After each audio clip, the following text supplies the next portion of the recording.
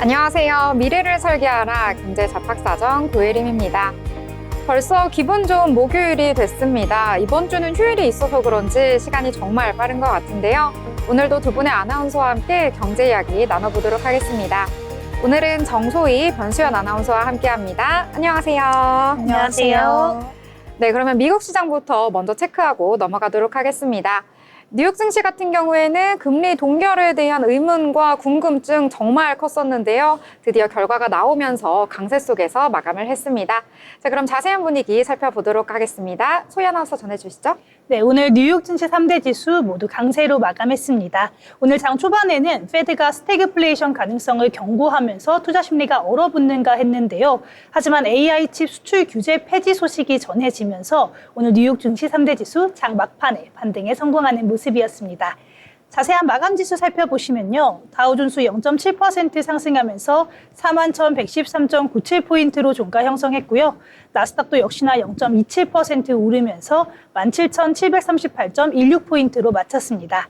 S&P 500도 마찬가지로 0.43% 상승하면서 5,631선에서 종료됐습니다. 그럼 자세한 소식들 글로벌 주요 이슈와 함께 더 살펴보도록 하겠습니다. 먼저 앞서 말씀드린 것과 같이 페드가 3연속으로 금리 동결을 하는 결정을 내렸습니다. 트럼프 대통령이 금리 인하를 수차례 압박했지만 이 무역 정책으로 인한 스태그플레이션 전망이 커지자 페드는 관세가 경제에 미치는 영향을 확인할 때까지 관망 기조를 유지하겠다라는 의미로 분석되고 있고요. 페드는 이번 기준금리를 연 4.6%에서 4.5%로 동결하기로 했다고 결정했습니다. 이로써 한국과의 금리차는 상단을 기준으로 1.75%를 유지했고요. 그러면서 스태그플레이션 압박에 오늘 시장이 얼어붙는 모습이었습니다. 하지만 인공지능 AI 반도체 수출 규제 폐지 소식이 전해지면서 막판에 뉴욕 지수 3대 지수 모두 반등에 성공하는 모습이었고요. 이 부분은 뒤쪽에서 엔비디아 소식과 함께 더 자세하게 살펴보도록 하겠습니다. 이어서 다음 소식 함께 보시면요. 미국의 베센트 장관과 중국의 허리펑 경제수석대표가 오는 10일 스위스에서 첫 관세 협상을 할 것이다라는 소식이 전해졌는데요. 우선 스콧 베센트 재무부 장관은 145%의 대중관세, 그리고 125%의 대미관세는 마치 금수 조치와 같다. 그러면서 우리는 디커플링을 원하지 않는다. 전에도 말했듯이 중국 측에서 이것을 지속하지 않고 지속 가능하지 않다라는 데 공감을 했다라는 이야기를 다시 한번 했습니다. 이로 인해서 이번 회담의 목표가 무역 현안 일괄 타결보다는 부분적 관세 인하에 초점을 맞출 것임을 시사한 것으로 보여지고 있고요. 트럼프 대통령도 최근 며칠간 중국에 대한 관세를 어느 시기에는 낮출 용의가 있다 이렇게 이야기를 해왔습니다. 이번 협상으로 미중 무역 전쟁이 완화가 되는 단초가 마련될지 귀추가 주목이 되고 있는 상황입니다. 그럼 다음 소식 이어서 함께 보도록 하겠습니다. 트럼프 대통령의 자동차에 대한 관세 부과로 소비자들이 차량 구매를 앞당기면서 지난달 미국 내 중고차 가격이 크게 오른 것으로 나타났습니다. 자동차 시장조사 업체인 콕스 오토모티브는 중고차 도매 시장 경매 결과를 집계하는 맨하임 중고차 가격 지수가 4월에 208.2로 전년 동월 대비 4.9% 상승했다고 밝혔고요. 전월 대비 상승률도 2.7%에 달하는 수준이었습니다. 이번 수치 같은 경우에는 1년 6개월 만에 가장 높은 가격 지수로 밝혀졌고요. 자동차 관세가 중고차 가격에 직접적으로 반영이 되는 건 아니지만 신차 가격 상승과 소비자 수요 변화로 인해서 중고차 시장에도 영향을 미친 것으로 풀이되고 있습니다. 마지막 소식 함께 보겠습니다. 유럽연합이 미국과 무역 협상이 결렬된다면 보잉 항공기 수입에 관세를 부과할 것이라는 소식을 전했습니다. 유럽연합은 미국과의 무역 협상이 실패할 경우 추가 보복 조치로 약 1,000억 달러, 하나로 약 139조 원 규모의 미국산 수입품에 대한 관세 목록에 항공기를 포함할 계획이라고 전했고요. FT가 인용한 소식통은 이 수치는 회원국이 다수결로 승인을 해야 하고 또 미국과의 무역 협상이 실패할 경우에만 발효될 것이라고 덧붙였습니다. 그럼 이어서 오늘 장 히트맵 보면서 더 자세한 소식들 함께 살펴보도록 하겠습니다. 오늘 히트맵 보시면 전체적으로 초록불이 많이 켜진 가운데 주요 기업들에서 빨간불이 켜진 곳들이 있었습니다. 먼저 구글 같은 경우에는 7% 넘는 급락세를 보여줬는데 이 부분은 뒤쪽에서 자세하게 이야기 나눠보도록 하고요. 애플도 1.14% 하락세였습니다.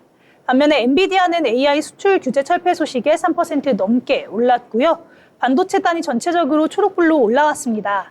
테슬라는 0.32%, 아마존도 2%대 상승세를 보였고요. 메타도 1.62% 상승했고 마이크로소프트는 거의 보합권에 머물렀습니다.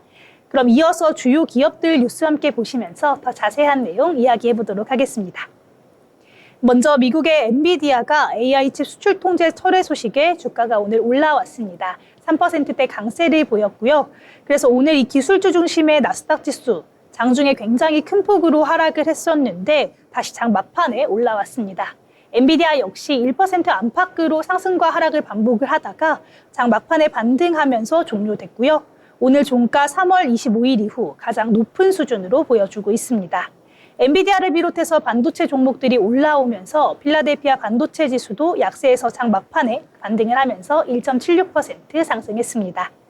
다음 소식 보시면요. 애플에서 인공지능을 이용한 검색이 구글 같은 기존 검색 엔진을 대체할 것이다 라는 소식을 밝히면서 오늘 구글 주가가 급락했습니다. 애플의 큐 부사장은 지난달 사파리 검색량이 처음으로 감소했다고 밝히면서 이는 사람들이 AI를 많이 이용하게 된 결과라고 덧붙였습니다. 이 사파리는 아이폰의 브라우저인데 구글은 사파리의 기본 검색 엔진입니다. 그렇다 보니 구글은 사파리 기본 검색 엔진 설정 대가로 애플의 22년도 기준으로 연 200억 달러의 수익을 공유해 오고 있는 상황이었는데요. 최근 AI가 급부상을 하면서 사파리 이용량이 점점 떨어지자 구글도 오늘 이 영향을 받은 것으로 보여지고 있습니다. 다음 소식 함께 보겠습니다. 미국의 미디어 콘텐츠 대기업이죠. 디즈니, 월트 디즈니 컴퍼니가 시장 예상치를 뛰어넘는 분기 실적을 발표하면서 주가가 급등했습니다. 디즈니가 이날 발표한 25년도 2분기 실적 보고서에 따르면 매출은 236억 2,100만 달러, 조정된 주당 순이익은 1.45달러를 기록했고요. 모두 월과의 예상치를 뛰어넘는 수준이었습니다. 특히나 스트리밍 사업 부문에서 실적이 두드러진 것으로 나타났습니다. 이어서 마지막으로 전해드릴 소식 우버인데요. 이 차량 공유업체인 우버는 지난 1분기 매출이 115억 3천만 달러, 주당 순이익이 0.83달러를 기록했다는 소식을 전했습니다. 다만 매출이 월가의 예상치에는 부합하지 못했고 주당 순이익은 예상치를 상회하는 모습이었는데요. 1분기 매출이 시장 예상치에 미치지 못하면서 이 실적 발표 후에 우버 주가 2% 안팎의 약세를 보이기도 했고요. 장중에 5%까지 떨어졌다가 낙폭을 일부 만회하면서 다시 2%대 하락하면서 마감했습니다. 오늘 뉴욕 증시 3대 지수 기준금리 동결이라는 소식에 굉장히 하락세를 보였다가 또 AI 칩 수출 규제 철폐로 다시 한번 끌어올려지는 모습이었습니다. 또 최근 기업들의 실적 발표가 이어지고 있기 때문에 개별 이슈도 많은 점 확인하실 수 있겠는데요. 그럼 저희와 함께 내일도 미증시 주요 이슈 체크해 보시길 바라겠습니다. 지금까지 미증시 마감 시황 전해드렸습니다. 네, 미증시 전체적으로 잘 이야기를 해주셨습니다. 이 간밤에 있었던 FOMC 기준 동결 소식 시장에서 어떻게 받아들였나 하고 봤더니요. 일단 파월 의장의 기자회견에서 올해 상반기 안에는 추가적인 금리에 대한 인하가 없을 것이다라는 발언이 여러 가지 면으로 해석이 되면서 이 증시에는 악영향 미친 것으로 풀이가 됐습니다. 하지만 AI 관련해서 여러 가지 반도체에 대한 규제가 풀린다는 이야기와 함께 강하게 매수세가 유입된 것으로 보이는데요. 이러한 분위기 국내 증시까지도 영향을 미쳐서요. 여러 가지 섹터와 종목들이 강세 보이기도 했고 또 하락했기도 했거든요. 이런 부분들 잠시 후에 살펴보도록 하겠습니다. 자, 그러면 이번에는 기업에 대해서 알아볼 시간인데요. 수연 아나운서 오랜만에 만났는데 어떤 기업 소개해 주실까요? 네, 오늘 제가 소개해 드릴 기업은요. 바로 코스트코입니다. 시청자 여러분께서도 국내에서 16개 매장을 운영 중인 이 코스트코에 한번 방문해 보신 적이 있으실까요? 코스트코는 대량 판매와 저마진 전략으로 전 세계 유통시장을 뒤흔든 미국의 유통기업입니다. 나스닥에 상장이 되어 있고요. 티커명은 COST입니다. 1976년 미국 워싱턴주 시애틀에서 제임스 시네갈과 제프리 브로트먼이 산처럼 쌓인 상품을 싸게 팔자는 아이디어로 첫 창고를 열면서 시작됐습니다. 이후 1983년 자체 PB 브랜드인 커클랜드 시그니처를 출시했는데요. 이 브랜드 제품은 품질 대비 가격 경쟁력으로 현재 전체 매출의 약 25%를 차지하고 있고요. 충성 고객을 확보하는 핵심 동력이 되고 있습니다. 1993년에는 경쟁사 프라이스 클럽과 합병해서 프라이스 코스트코로 출범을 했었고요. 1999년부터 현재 코스트코 홀세일로 사명을 통일했습니다. 합병 직후에도 저마진 고회전 원칙을 견지하면서 재고 회전율을 업계 평균보다 25% 이상 높여나갔습니다. 2017년부터는 온라인 쇼핑과 자동화 물류센터에 대규모 투자를 단행했는데요. 최근 3년간 온라인 매출 비중을 7%에서 15%로 확대했으며 클릭 앤 컬렉트 서비스 도입 후 첫 해 주문 건수가 무려 40% 급증했다고 합니다. 자동화 물류센터 추가 구축으로 지난해 물류 비용을 전년 대비 8% 절감하는 성과 또한 얻었습니다. 2025년 회계연도 1분기 실적을 살펴보면 매출은 452억 달러로 전년 동기 대비 7.2% 증가했고요. 순이익은 18억 5천만 달러, 주당 순이익은 4.5달러를 기록했습니다. 멤버십 갱신율은 92.8%로 여전히 높은 고객 충성도를 보여주고 있습니다. 분기 배당금은 주당 1.62달러, 총 6억 8천만 달러가 지급이 됐고요. 약 22억 달러 규모의 자사주 매입 또한 같이 병행이 됐습니다. 글로벌 확장 측면에서 보자면 1분기에 9개국 12곳의 신규 매장을 열어서 창고형 매장 수를 50개국 840여 개로 확대했습니다. 개발 중인 프로젝트에는 전 세계 30개국 100여 개 매장 그리고 900만 평방피트 규모에 달하고요. 회사는 올해 연말까지 전년 대비 2.5% 창고형 매장 성장을 목표로 하고 있다고 합니다. 재무 건전성 또한 굉장히 우수한 편인데요. 올해 1분기 말 기준 총자산이 770억 달러고요. 부채는 410억 달러로 부채 비율은 약 53% 수준입니다. 유동 비율 또한 112%로 단기 지급 여력 또한 충분한 상황입니다. 현금 흐름 관리에도 굉장히 강점을 보여서요. 영업활동 현금 흐름은 전년 동기 대비 12% 증가했습니다. 네, 향후 관전 포인트는 크게 세 가지로 볼 수 있겠습니다. 첫 번째는 회원제 모델 고도화인데요. 연회비 인상 시점과 멤버십 혜택 재설계 여부가 굉장히 중요하겠습니다. 그리고 두 번째는 PB의 품질과 가격 전략입니다. 커클랜드 라인업 확장과 가격 방어력이 향후 큰 영향을 미칠 것으로 보입니다.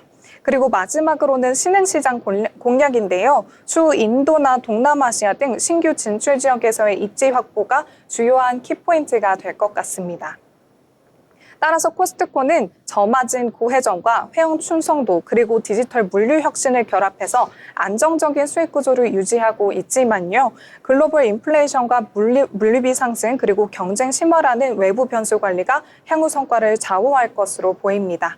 오늘 제가 준비한 코스트코의 소식은 여기까지입니다. 다음에도 더욱더 유익한 정보로 찾아뵙겠습니다. 네, 오늘 코스트코에 대해서 함께 알아봤습니다. 우리가 평상시에 자주 접하는 기업이기도 한데요. 그러다 보니까 굉장히 친숙한데 생각보다 이 주식시장에서는 조용한 강자다라고 볼 수가 있겠습니다. 지난 1년 동안의 주가 상승률 살펴보면은요. 아마존과 비교해서 월등하게 앞서고 있거든요. 이러한 부분들 투자에 참고하시면 좋을 것 같습니다. 자, 그러면 이번에는 신문에서 저희 경제면 살펴볼 시간인데요. 또 경제면 여러 가지 소식들 준비하셨다고요? 네, 맞습니다. 제가 첫 번째로 준비한 소식은요. 이러다간 성장률 5% 위태, 선제적으로 돈 푸는 중국이라는 제목의 뉴스입니다. 미중 관세 전쟁이 장기화 조짐을 보이자 중국이 선제적으로 유동성을 푸는 경기 부양책을 내놨습니다. 7일 인민은행은 지급 준비율과 정책금리를 각각 0.5%포인트, 0.1%포인트 인하하는 등 다양한 통화 완화 조치를 발표했는데요. 1분기 GDP는 5.4% 성장하면서 양호했지만 수출 밀어내기 효과에 따른 반짝 성과라는 분석이 나오고 있습니다. 특히 제조업 PMI는 49로 기준선 아래로 떨어져서 경기 둔화 우려가 커지고 있는 상황입니다. 중국은 이미 지난해 말부터 적극적인 재정과 완화적 통화 기조를 예고해온 만큼 이번 조치가 5% 성장률 방어를 위한 본격적인 대응으로 풀이되고 있습니다. 다음 뉴스도 함께 살펴보겠습니다. 1개월 수익률 60%라고 미국 전력, 에너지주 잘 나가네. 최근 한 달간 미국 전력 에너지 관련 주식이 강세를 보이고 있습니다. 대표적으로 원자력 기업 콘스텔레이션 에너지는 한 달 수익률이 60%를 넘었고요. GE의 전력망 부분에서 분사한 GE 버노바도 약 48% 상승했습니다. 민간 발전사 비스트라 에너지를 비롯한 관련 종목들도 40% 넘는 급등세를 나타냈는데요. 실적 구조와 함께 관세 영향을 상대적으로 덜 받는다는 점이 투자 심리를 자극한 것으로 보여집니다. 관련 ETF도 함께 주목을 받고 있는 상황인데요. 이 코덱스 미국 AI 전력 핵심 인프라는 최근 한 달간 41% 넘게 오르면서 전체 ETF 중 수익률 1위를 기록했습니다. 미국 전력 에너지주의 반등 흐름 당분간 이어질 수 있을지 주목이 되고 있는 상황입니다. 다음 뉴스 함께 보겠습니다. 체코 내부 자금 덮으려 목리, 한국 원전 계약 문제 없을 것. 체코 원전 수출 계약이 하루를 앞두고 돌연 연기가 됐습니다. 프랑스 전력공사인 EDF가 행정소송을 제기하면서 계약 금지 가처분을 신청했고 체코 법원이 이를 받아들였기 때문인데요. EDF는 입찰 과정이 불투명했다며 문제를 제기했지만 현지 당국은 이미 2차례나 기각한 사안입니다. 일각에서는 공사 지연과 비용 폭증으로 인한 감사원 지적을 받은 EDF가 내부 비판을 피하려는 시선 돌리기라는 비판도 나오고 있는 상황입니다. 우리 정부는 본안 소송으로 넘어가더라도 본 계약은 큰 문제 없이 체결될 것으로 보고 있고요. 체코 측 역시 지연에 따른 기회비용을 우려하고 있어 사태 장기화 가능성은 낮다라는 입장입니다. 체코 정부는 법적 대응을 검토 중이고요. 현지 발주사는 근거 없는 소송이라면서 EDF의 손해배상을 청구할 수 있다고도 경고했습니다. 다음 뉴스도 함께 보겠습니다. 배당 늘려도 주가는 더 떨어져 코스피 PBR 태국보다 낮아. 지난해 국내 기업들이 배당을 크게 늘렸지만 오히려 주가 지표는 더 악화된 것으로 나타났습니다. 한국거래소에 따르면 2024년 결산 기준 코스피 상장 기업의 배당 수익률은 2.2%로 전년보다 높아졌지만 주가 순자산 비율인 PBR은 1.0배에서 0.9배로 주가 수익 비율인 PER도 20.7배에서 12.7배로 큰 폭으로 하락을 했습니다. 이는 기업의 순자산과 순이익이 증가했음에도 투자 심리가 위축되며 주가가 되려 떨어지는 것을 의미하는데요. 실제로 지난해 코스피 상장 기업의 순이익은 57% 넘게 늘었지만 시가총액은 3.5% 감소했습니다.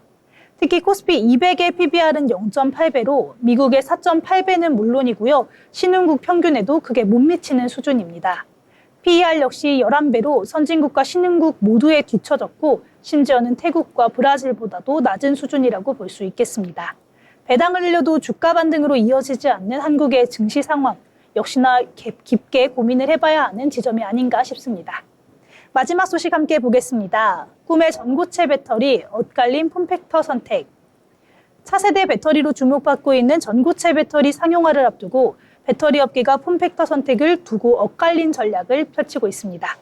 LG 에너지 솔루션과 SK온은 파우치형을 택했는데요. 이 설계의 유연성과 공간 효율성이 높아 휴머노이드, 도심 항공교통, 드론 같이 다양한 응용처에 맞춤형 공급이 가능하다라는 장점이 있습니다. 특히 고체 상태에서 이온 이동이 둔해지는 특성이 있기 때문에 파우치형은 제조 공정도 더 유리하고 비용 절감 효과도 기대되는 상황입니다. 반면에 삼성 SDI는 각형 전고체 배터리를 개발 중인데요. 안정성에 더 중점을 둔 선택이라고 볼 수 있겠습니다. 팽창에 따른 화재 위험을 견디는데 금속 외장을 갖춘 각형이 더 낫다는 판단하에 선택한 것으로 보이고요. 이 닝더스다이와 비아디 같은 중국 업체들도 각형 개발에 집중하고 있는 상황입니다. 또한 각형은 구조가 단순해서 표준화가 쉽고 또 산업 전반에서 범용성이 크다는 장점이 있는데요.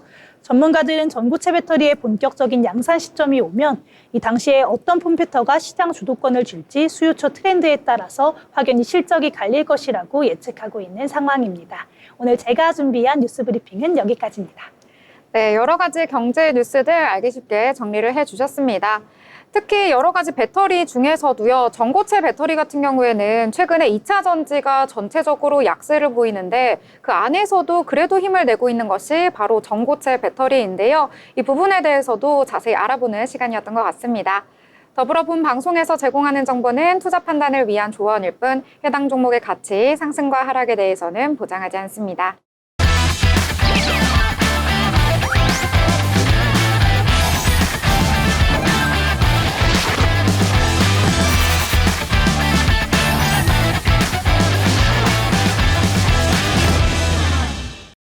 네, 이번 시간은 돈을 잘 벌고 싶은 고수가 되고 싶은 아나운서들이 모여서 주식 이야기, 경제 이야기 함께 나눠보도록 하겠습니다. 먼저 국내장 함께 살펴보고 넘어가려고 하는데요. 최근 들어서 실적 시즌이 다가오면서 여러 기업들의 실적이 나오고 있고요. 더불어서 간밤에 미국에서의 빅 이벤트가 있었죠. FOMC 기준 금리 동결 소식까지 전해지면서 여러 가지 이슈들 혼재가 되어 있던 것 같습니다. 그래도 뉴욕 증시 분위기가 잘 나오다 보니까요. 국내 증시까지 그 분위기 이어진 것 같은데요. 자세한 지수 상황도 함께 살펴보도록 하겠습니다. 먼저 코스피 지수 같은 경우에는 전거래일 대비 0.22% 상승하면서 마감했는데요. 코스피는 사흘째 상승세를 보이고 있습니다. 2,579선에서 거래를 마쳤는데요. 이 수급 측면에서 살펴보시자면은 5월 들어서 그래도 외국인의 자금 유입이 되고 있는 것 같습니다. 어제 이어서 오늘도 1,000억 원대 넘게 매수 우위를 보이고 있고요. 기관 같은 경우에는 매도 포지션 잡았다라고 볼 수 있겠습니다.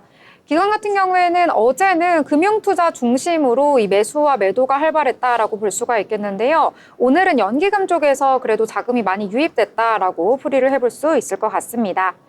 이 코스닥 시장에서는 전거래일 대비 0.94% 상승하면서 마감하는 모습 나타났는데요. 장중에 계속해서 탄력적인 흐름 나타난 것 같습니다. 729선에서 거래를 마쳤는데요. 이 코스닥 시장에서도 수급 살펴보시며 외국인은 매수, 기관은 매도하는 포지션 보였다라고 보실 수가 있겠습니다. 하지만 그렇게 물량은 많지 않았다라고 보시면 되겠고요. 시가총액 상단에 위치한 종목들도 확인을 해보도록 하겠습니다. 먼저 코스피 시장에서는 전체적으로 혼조세 보인 하루였다라고 보실 수가 있겠는데요. 일단 오전장에서 코스피에서 반도체가 굉장히 강세를 보였었는데 오후 들어서 힘이 조금씩 빠졌던 것 같습니다. 삼성전자와 SK하이닉스 오전장에 보였었던 상승분 거의 다 반납을 하면서 마감을 했다라고 보실 수가 있겠고요. 특히 오늘 같은 경우에는 네이버가 5%대 약세 보이면서 마감을 했는데 아까 소희 아나운서가 전해주신 것처럼 AI가 검색 엔진을 대체할 수도 있다라는 전망 속에서 오늘 급락한 것으로 풀이가 되고 있습니다. 이 코스닥 시장에서는 그래도 코스피보다는 전체적으로 빨간불이 많이 보였는데요. 어제장에서는 제약바이오 큰 타격을 받았었는데 이 관세에 대한 이야기에도 불구하고 오늘은 다시 저가 매수세가 유입이 되면서 그래도 살아났다라고 보실 수가 있겠습니다. 자, 그러면 오늘 장 같은 경우에는 실적 중심으로 순환매 장세가 나타난 것 같은데요. 어떤 종목이 어떤 이슈로 강세를 보였는지 함께 이야기 나눠보도록 하겠습니다. 자, 그럼 소희 아나운서 어떤 내용부터 살펴볼까요? 네, 오늘 장에서 빼놓을 수 없는 테마, 바로 반도체주겠죠. 이 미국에서 반도체 AI 수출 통제 정책을 폐기할 것이라는 소식에 오늘 장 초반부터 반도체주들 강세를 보였었습니다. 오늘 15일부터 발효될 예정이었던 국가별 등급에 따른 AI 반도체 수출 통제 계획을 시행하지 않을 것이라고 밝힌 영향으로 풀이가 되고 있고요. 사실 이 계획 같은 경우에는 전임 대통령이었던 바이든 정부에서부터 시작이 됐습니다. 전 세계 국가를 동맹 및 파트너 국가, 또 일반 국가, 우려 국가 같이 세 등급으로 나눠서 차별적으로 AI 반도체를 수출하는 내용을 골자로 하고 있는 내용이었는데요.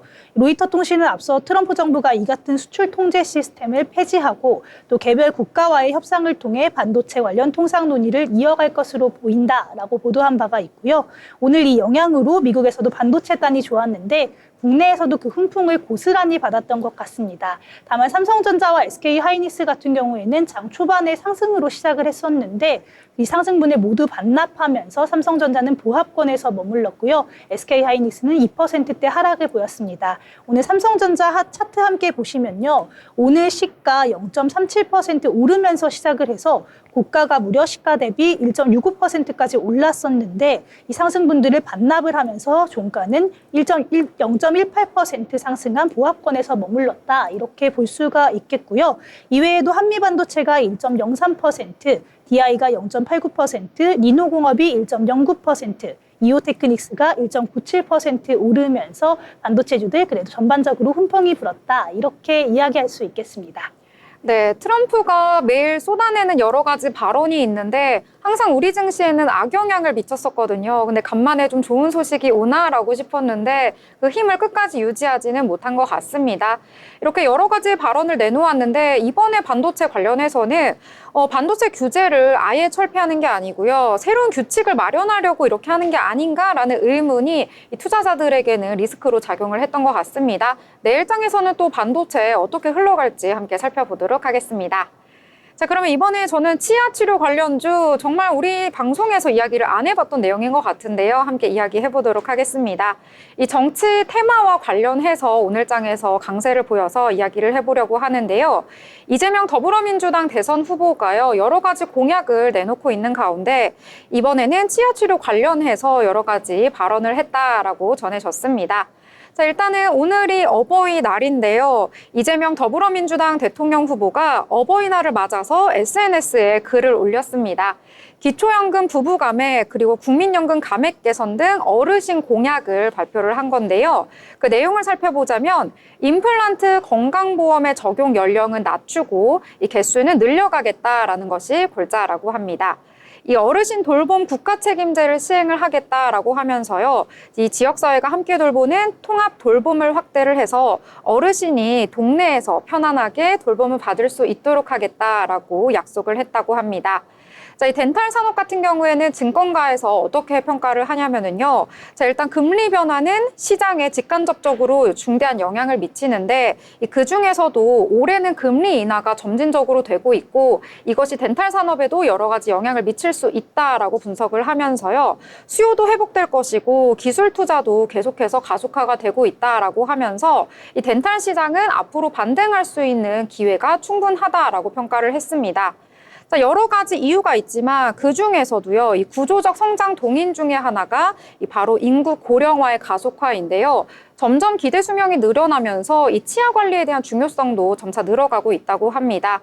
이 전 세계 60세 이상 인구는요, 2019년에는 약 10억 명 정도 됐는데 2050년에는 21억 명 정도 될 것으로 예상이 되고 있거든요. 그래서 2배 이상 증가를 하니까 그만큼 이 덴탈 산업이 더욱더 성장할 수 있다라는 것이 증권가의 여러 가지 분석이었습니다. 자, 이와 관련해서 오늘 장에서는 하스가 16.98% 강세 속에서 마감을 했고요. 덴티스는 6.21%, 메타바이오메드는 24%대 급등으로 마감했고 덴티움도 18%대 급등하면서 마감을 했다. 이렇게 보시면 되겠습니다. 자, 그러면 여러 가지 이야기들 또 나눠보려고 하는데요. 이번에는 어떤 내용 준비하셨을까요? 네, 이번에 가져온 종목 바로 MC넥스입니다. MC넥스 오늘 강세를 보였는데요. MC넥스 같은 경우에는 삼성전자 스마트폰 라인업 확대 수혜가 기대된다는 증권가 전망이 투심을 자극한 것으로 보여지고 있습니다. 대신증권에서는 MC넥스의 1분기 매출액이 3,479억 원으로 전년 동기 대비 20.9% 증가했고 영업이익은 209억 원으로 같은 기간 37.6% 늘어 컨센서스 대비 각각 5.9%, 27.4% 상회했다고 전했는데요. 그러면서 호실적 배경은 삼성전자 스마트폰 점유율 증가에 기인하고 있다. 이렇게 분석을 했습니다. 또한 갤럭시 S25 및 고가의 A 시리즈에서 카메라 구동계 공급 확대, 또 점유율 증가로 다른 카메라 모듈 업체 대비 매출 및 영업이익의 증가가 되면서 차별화된 수익성을 기록했고 또 구동계 매출이 전년 동기 대비 13.2% 늘어나면서 휴대폰 부품 매출은 지난해 같은 때보다 22.5% 증가했다고 설명했습니다. 그러면서 올해 2분기 매출과 영업이익도 3,376억 원, 174억 원으로 전년 동기 대비 각각 49.5%, 128%씩 증가할 것이다 라는 전망을 함께 내놨고요. 실적 호조세가 지속될 것이다 라고도 함께 이야기하기도 했습니다. 특히 올해 삼성전자 스마트폰 내 점유율 확대, 전장 부품의 안정적인 성장으로 25년 최고 매출이 예상된다면서 영업이익은 2019년 이후 최고치를 기록할 것이다 라면서 경쟁사 대비 차별화된 실적이 예상된다고 덧붙였습니다. 이런 소식이 전해지면서 오늘 MC넥스 주가 상승세를 보였고요. 오늘 차트 함께 보시면요. 오늘 시가부터 1% 넘게 상승하면서 출발했습니다. 고가는 시가 대비 4.61%까지 상승을 했었는데 조금은 밀리는 모습 보이면서 전장 대비해서는 3.43% 상승하면서 25,600원으로 종가 형성했습니다. 네, 오늘 윗꼬리가 조금 달리긴 했는데요. 그래도 3%대 상승세로 마감을 했다라고 보실 수가 있겠고요. 증권가에서 여러 가지 목표 주가와 관련해서 내놓았는데 다 상향하는 리포트 내놨더라고요. 이러한 점도 투자에 참고하시길 바라겠습니다. 저는 오늘 매번 좀 소개를 해드린 것 같은데 또 화장품 관련해서 호재가 나와서 이야기를 해드리려고 합니다. 실적 시즌이다 보니까요. 화장품 쪽으로의 실적도 굉장히 잘 나오고 있는 것 같은데요. 이 화장품 같은 경우에는 본인이 직접 쓰시는 분들도 있고 다른 친구들이나 지인들이 선물을 해주면서 자주 쓰기도 하는데요. 선물용으로도 참 잘 나가고 있는 화장품이다라고 보실 수가 있겠습니다. 혹시 오늘 어버이날이니까 여러분들 선물로 화장품 같은 거 혹시 구매 좀 하셨나요?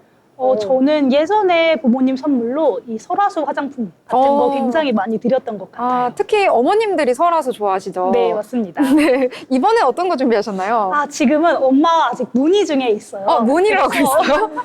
어머니랑 이제 백화점을 한번 가서 한번 사드리려고 생각 중에 있습니다. 맞아요. 원래 선물은 이렇게 깜짝 드리는 맛이 있는데 언제부턴가 요구를 하시더라고요. 품목 지정을 하시더라고요. 혹시 수연 아나운서는 어떤 거 준비하셨나요? 전 부모님이 아직 해외에 계셔서 저는 따로 이제 선물을 드리지는 못하고 네. 그냥 용돈을 소소하게 넣어드리는 정도. 역시 뭐니 해도 돈이죠. 그럼요.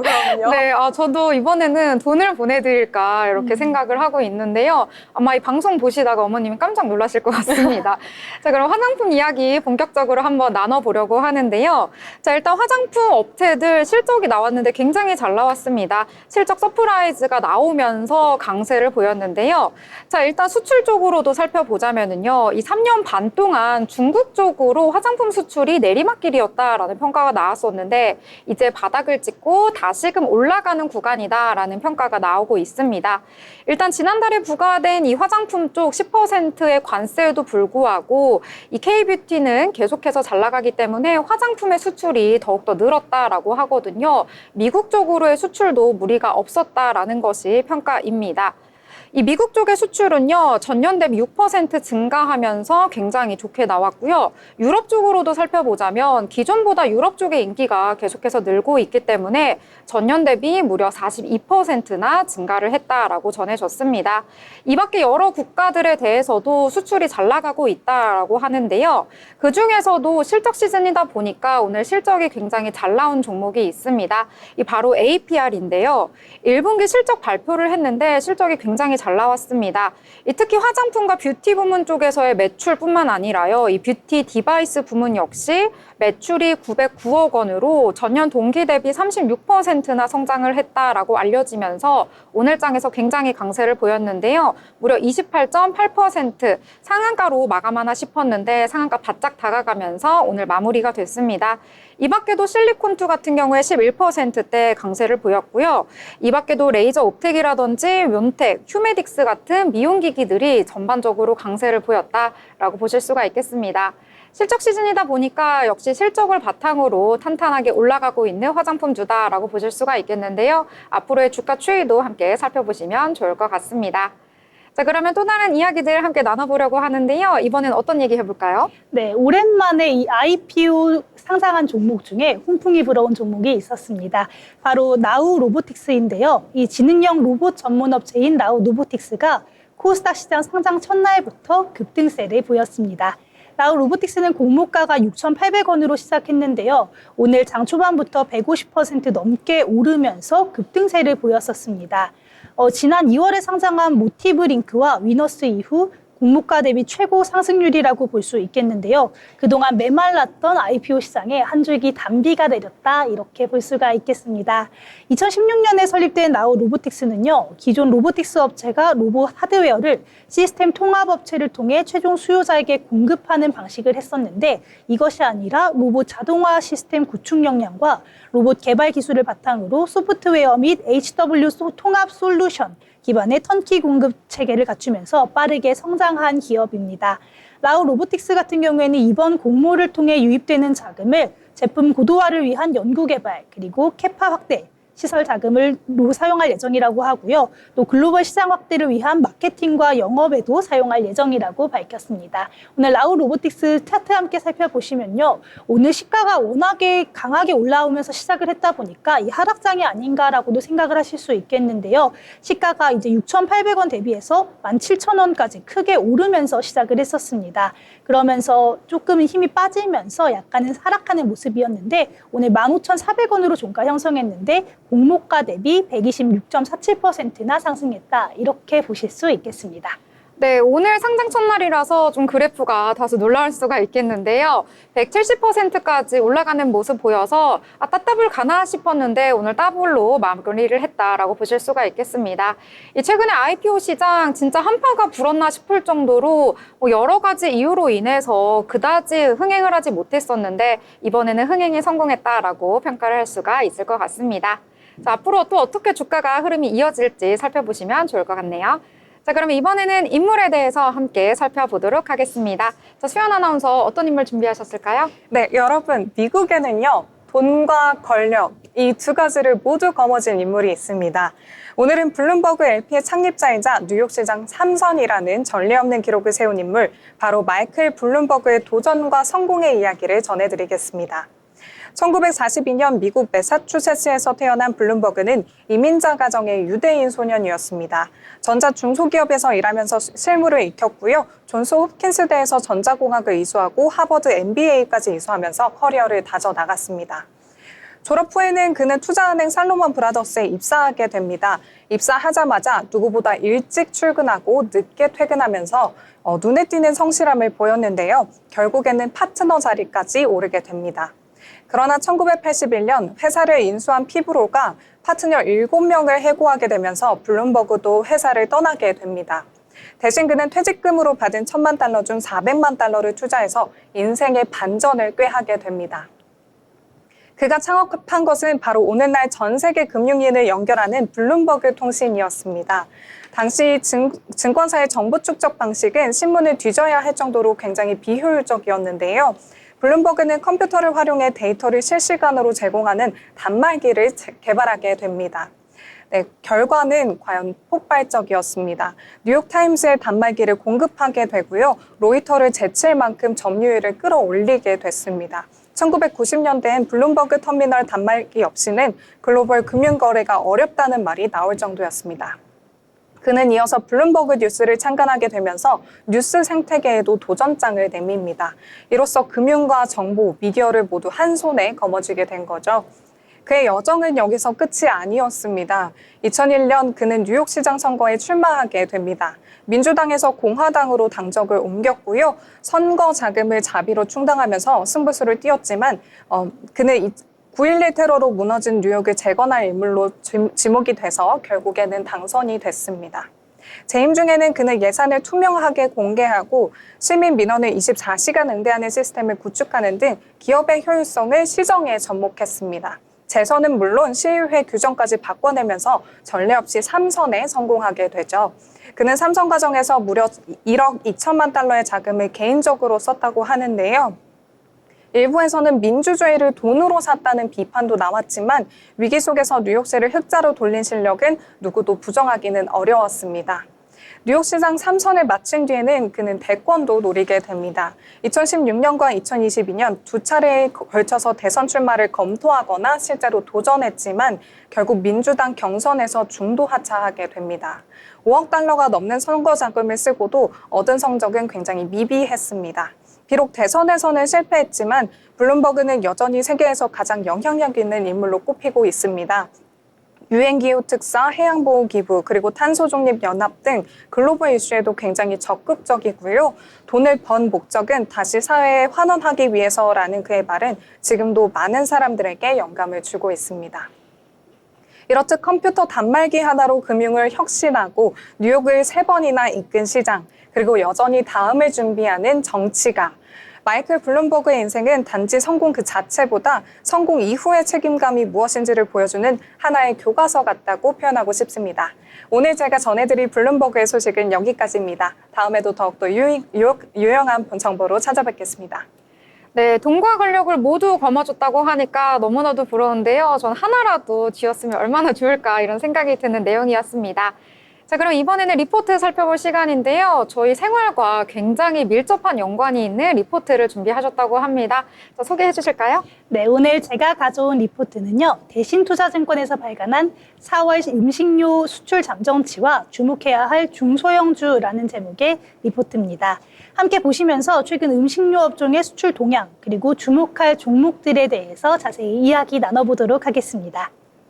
먼저 2025년 주요 음식료품의 수출 실적이 전반적으로 견조한 흐름을 이어갔습니다. 특히 라면 수출은 1.3억 달러를 기록하면서 전년 동기 대비 25% 증가했는데요. 이번 수치는 역대 최고 월 수출 실적을 다시 한번 경신한 수치입니다. 지역별로 보면 중국향 수출이 27.400만 달러로 전년 대비 26% 증가했고 미국향 수출도 25.300만 달러로 전년 대비 무려 53% 증가하면서 두 국가가 전체 라면 수출의 약 39%를 차지했습니다. 이런 흐름은 한류 열풍이 지속되고 또 글로벌 간편식 트렌드가 확산된 영향으로 분석이 되고 있는데요. 특히 최근 음식료 업종의 수출 확대가 중국과 미국 같은 주요국 중심으로 이어지고 있다는 점도 주목할 필요가 있겠습니다. 이런 수출 지역의 다변화는 글로벌 정치, 경제 환경의 불확실성 속에서 리스크를 분산하고 장기적으로 안정적인 성장 동력을 확보할 수 있는 긍정적인 신호라고 볼 수 있겠습니다. 다음으로 보시면 주요 품목별 세부 수출 현황인데요. 라면 외에도 담배, 라이신, 건강기능식품 같이 다양한 품목에서 수출 실적이 견조한 흐름을 보여줬습니다. 담배 같은 경우에는 중동 지역을 중심으로 수출이 증가를 하면서 총 22.600만 달러를 기록했고요. 전년 동기 대비 53%나 증가한 수치입니다. 특히 KT&G 브랜드 파워와 현지 마케팅 강화 전략이 긍정적으로 작용한 것으로 평가되고 있고요. 라이신 같은 경우 14.700만 달러로 전년 동기 대비 162% 급증을 했지만 전월 대비해서는 소폭 감소하는 흐름이었습니다. 이 라이신 수출의 강세 같은 경우에는 유럽연합의 중국산 라이신 관세 부과로 인해 대상과 같은 국내 기업들의 경쟁력이 높아진 결과라고 볼 수가 있겠고요.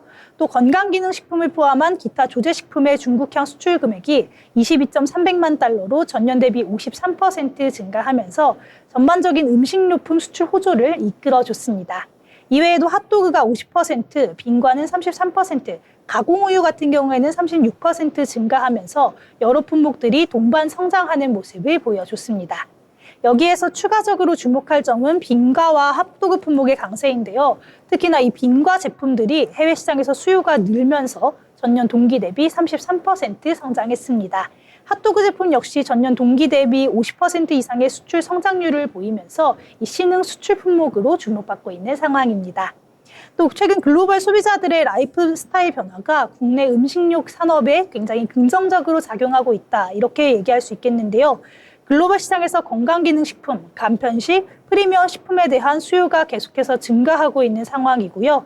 특히 건강과 웰빙에 대한 소비자 관심이 높아지면서 건기식과 같은 프리미엄 제품군의 수출도 증가하고 있는 상황입니다. 이에 따라서 노바렉스 같이 건강기능식품 ODM 수출을 전문적으로 하는 기업들의 성장세가 두드러지고 있는데요. 이렇다 보니 리포트에서는 소비자 트렌드에 맞는 제품을 수출하는 기업들에 주목하고 있습니다. 다음 소식 함께 보시면요. 이런 수출 호조 속에서 대신투자증권이 최선호 종목으로 꼽은 것, 바로 삼양식품인데요. 삼양식품 같은 경우에는 밀양 2공장의 본격적인 가동 이전까지 꾸준히 글로벌 수요를 확대하면서 K푸드의 대표 기업으로 자리매김하고 있습니다. 특히 불닭볶음면과 같은 히트 제품의 글로벌 판매가 늘어나면서 이 매출과 수익성이 견고하게 유지가 되고 있는 상황이고요. 삼양식품은 앞으로도 해외 시장의 브랜드 인지도를 지속적으로 높여나가고 이렇기 위해서 전략적인 마케팅과 현지화 제품 개발에 집중할 계획인 것으로 나타났습니다. 또 주목할 만한 중소형주로 제시한 건 노바렉스, S&D, 바로 대상이 있는데요.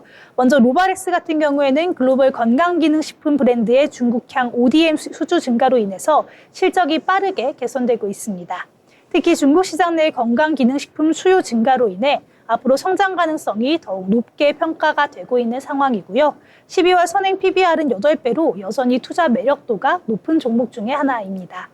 S&D는 삼양식품의 불닭볶음면과 불닭소스 수출 확대가 직접적으로 실적에 긍정적인 영향을 주면서 또 캐파 확장을 통해 앞으로 매출 성장세가 더욱 가속화될 전망으로 보여지고 있습니다. PER이 11배 수준으로 평가되고 있어서 투자 가치도 충분히 매력적인 상황이라고 얘기할 수 있겠습니다. 대상 같은 경우에는 유럽연합의 중국산 라이신 관세 부과가 지속되면서 이 라이신 수출 물량 증가로 실적 개선이 뚜렷하게 예상이 되고 있습니다. 특히 소재 사업 중심의 이익 기여도가 높아지면서 안정적인 성장 구조가 형성이 되고 있고요. 12월 선행 PER은 7배 저평가된 상태로 볼 수 있겠습니다. 이 종합적으로 본다면 음식료 업종은 글로벌 수요 증가와 함께 전반적으로 강력한 성장 모멘텀을 유지하고 있다, 이렇게 볼 수가 있겠고요. 특히 수출 실적이 강력한 삼양식품을 중심으로 중소형주까지 견조한 흐름을 보이고 있어서 향후 음식료 시장에 대한 흐름 굉장히 긍정적으로 보고 있습니다. 다만 품목별 또 국가별 세부적인 변화가 있을 수 있는 만큼 선별적이고 전략적인 접근이 필요한 상황입니다. 오늘 이렇게 대신투자증권의 리포트 함께 보시면서 음식료 업종의 실적 흐름, 또 주요 종목들의 투자 포인트를 꼼꼼하게 살펴봤는데요. 음식료 업종도 굉장히 핫하게 떠오르고 있는 종목인 만큼 한번 주목해 보시면 좋을 것 같습니다. 그럼 저는 다음에도 깊이 있는 투자 리포트 들고 오겠습니다. 지금까지 투자 리포트였습니다. 네, 음식료 업종에 대해서 꼼꼼하게 살펴주셨습니다. 최근에 샤만식품 엄청나게 잘 나가고 있잖아요. 황제주 등극을 눈앞에 두고 있는데요. 이와 관련해서도 여러 가지 분석이 있어서 유용했던 정보였던 것 같습니다. 더불어 본 방송에서 제공하는 정보는 투자 판단을 위한 조언일 뿐 해당 종목의 가치, 상승과 하락에 대해서는 보장하지 않습니다.